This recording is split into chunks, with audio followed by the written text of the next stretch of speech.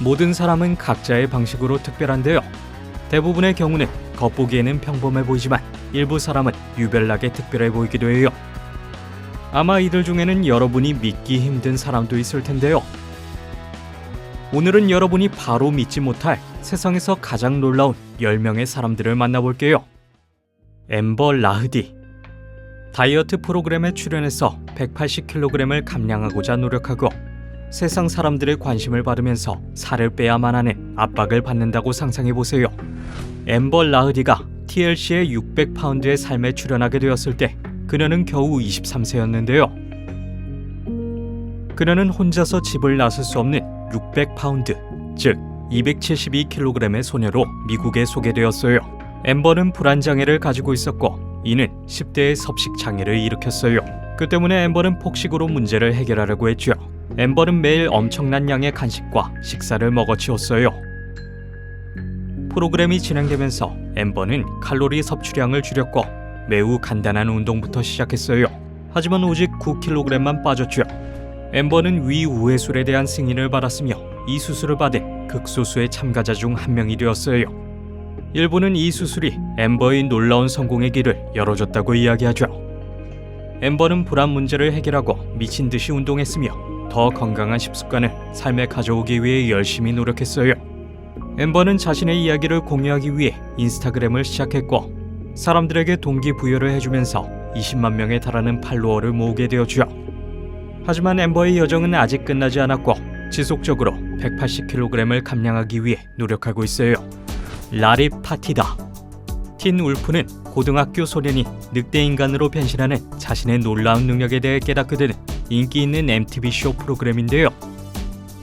하지만 대서양을 가로질러 인도에서 라리 파티다라는 이름의 13세 남학생은 얼굴과 팔다리 등 일부 부위에 비정상적으로 털이 자라나는 다모증으로 알려진 희귀질환 덕분에 매일 아침 거울을 통해 늑대인간과 같은 자신의 모습을 확인하게 되었죠. 다모증은 몸 전체에서 발견되거나 일부분에서 발생할 수 있는데요.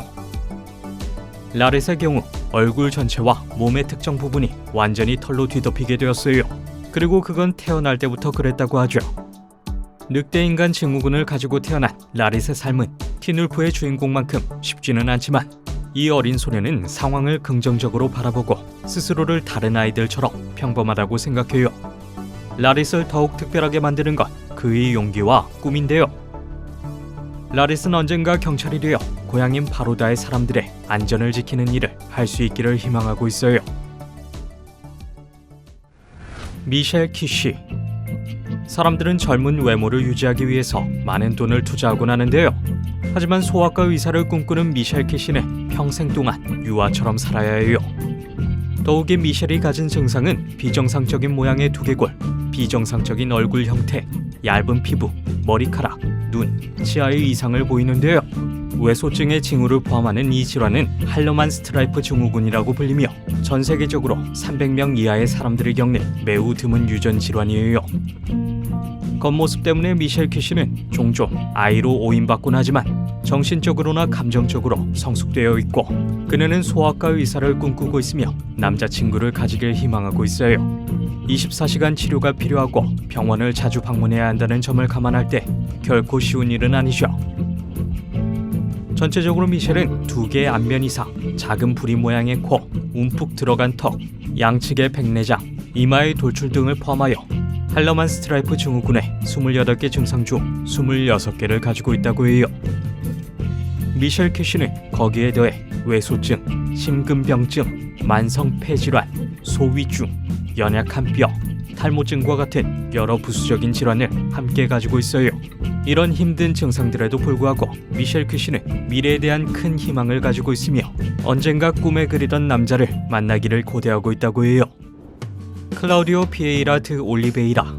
현재 40세가 된 클라우디오 드 올리베이라는 평생 동안 극심한 역경을 겪었는데요.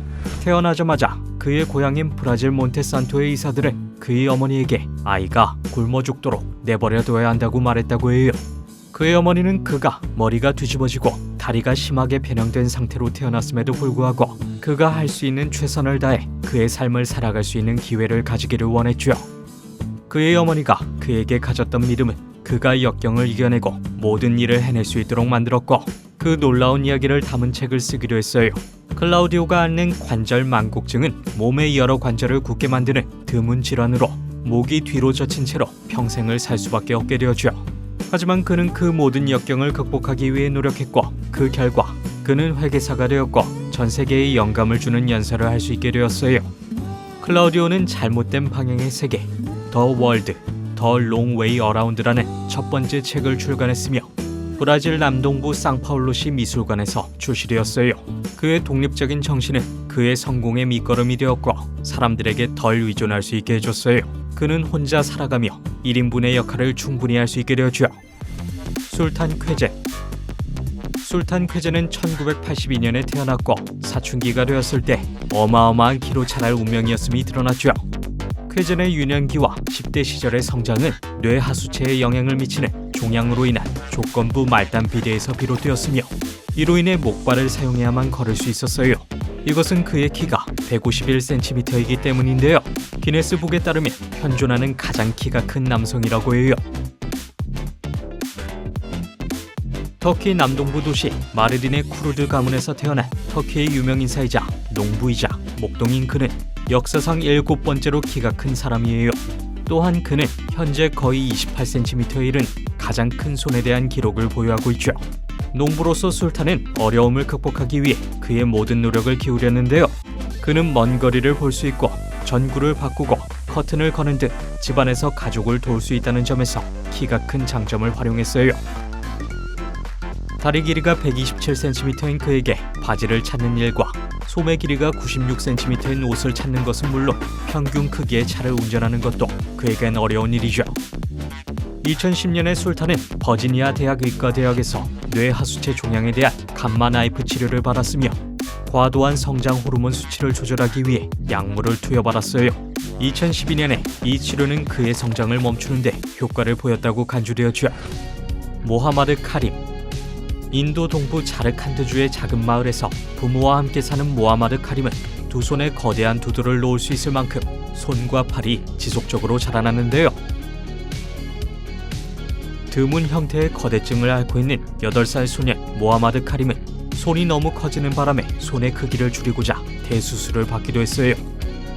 이 질환 때문에 카림은 친구들에게 따돌림을 당했고 그의 손이 다른 아이들에게 겁을 줄 것이기 때문에 학교 입학을 거부당하기도 했는데요. 가족들은 또한 마을에서 미신을 믿는 이웃들에게 공격받기도 했어요. 그들은 카림의 큰 손이 저주의 결과라고 믿고 그를 악마의 아이라고 낙인 찍었죠. 모하마드의 가족은 라자 사바바티 박사라는 미세 수술에 대한 전문가로 알려진 손외과 의사를 찾았는데요. 사바바티 박사는 가능한 한 카림의 손 크기를 줄이고 기능성을 개선하기 위한 수술에 도전했어요. 카림은 이미 인도 코임바토르의 간가 병원에서 오른손의 과도한 뼈, 조직 및 체액을 제거하기 위해 8시간 동안 수술을 받은 경력이 있었는데요. 이 수술은 성공적이었고 팔의 무게를 거의 50%나 줄였죠. 다른 후속 수술들을 통해 그의 손과 손가락은 더 이상 자라나지 않게 될 거예요.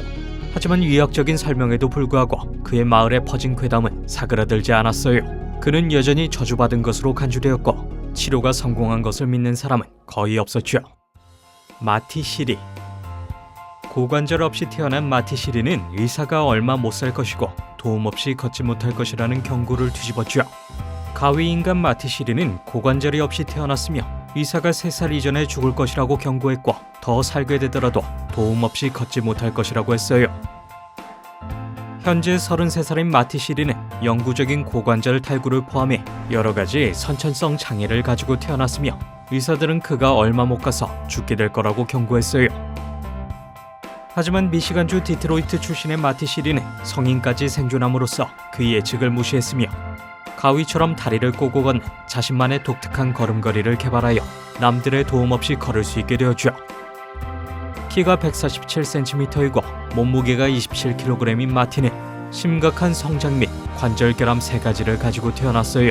그것들은 그의 관절 형성에 영향을 미치고 성장을 저해하고 근육 약화를 일으키고 일부 장기의 합병증을 일으켰죠.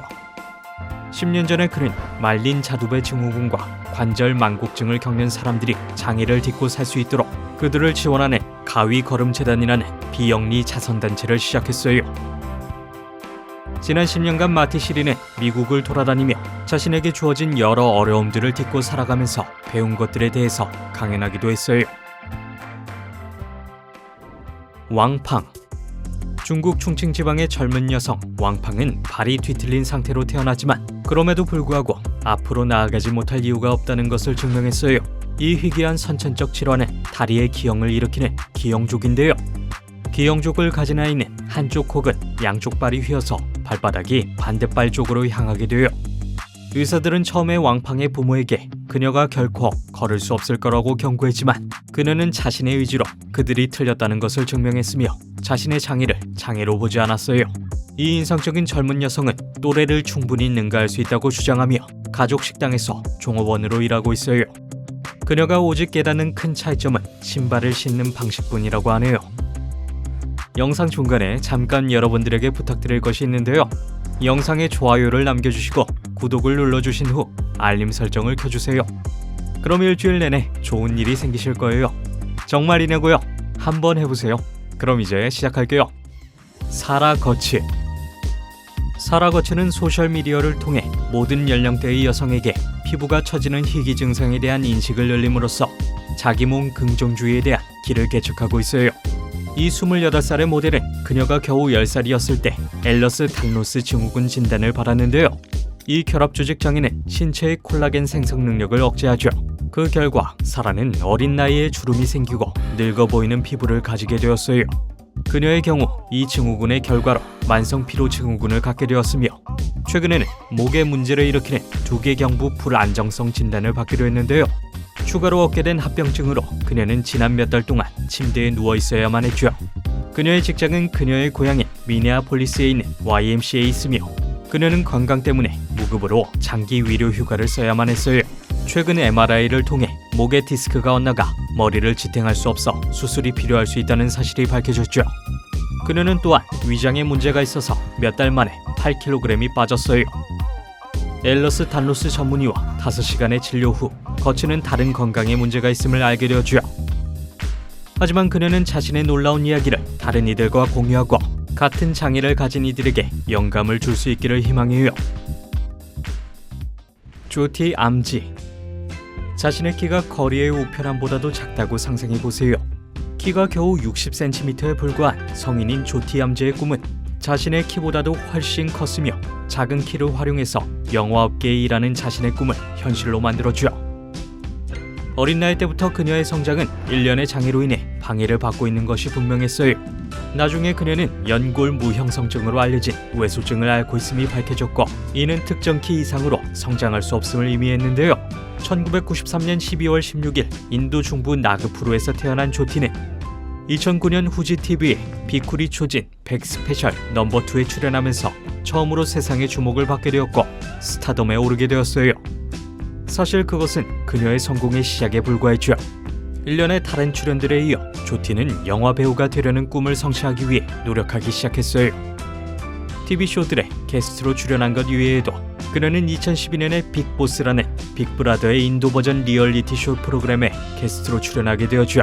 그리고 2014년에 그녀는 미국의 인기 TV 시리즈 아메리칸 호러 스토리의 4번째 시즌에 마뿌띠 역으로 출연하게 되었어요. 할 수 있다는 자신감과 긍정주의 그리고 침착한 결단이 이 모든 것을 이룰 수 있게 해줬어요. 그녀는 장애에도 불구하고 큰 꿈을 가졌고 결국 그것을 이뤄낼 수 있었죠.